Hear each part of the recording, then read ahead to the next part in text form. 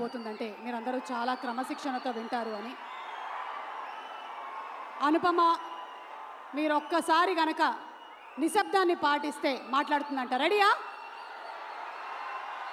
1 2 3 అంటాను, సైలెంట్ అయిపోవాలి. ఓకే, 1 2 3.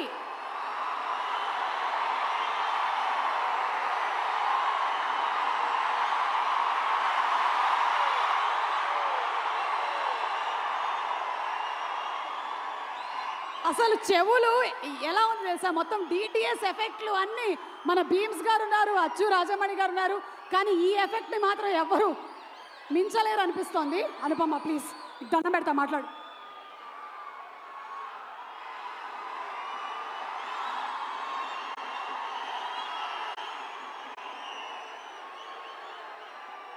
అందరికీ నమస్కారం.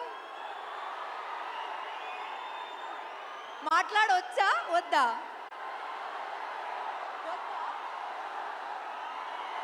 ఓకే సరే, మాట్లాడట్లేదు. సుమా గారు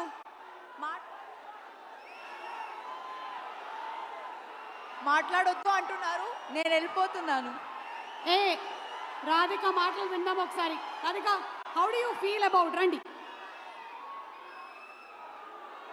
అంటే ఇంత అద్భుతమైనటువంటి రెస్పాన్స్ వచ్చింది కదా టిల్లు స్క్వేర్కి. 9 డేస్లో ఒక 2 minutes మాట్లాడొచ్చా? అది కూడా వద్దా?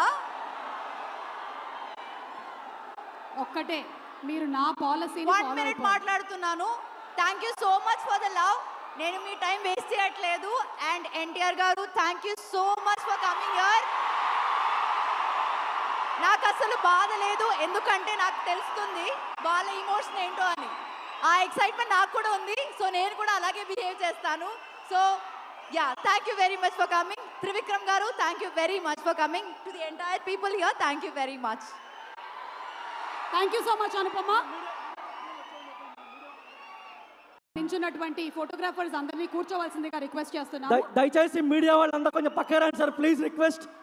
సార్ మీరు మొత్తం మీరు కవర్ చేశారు, దయచేసి పక్కన రండి sir please. Videographers, photographers please.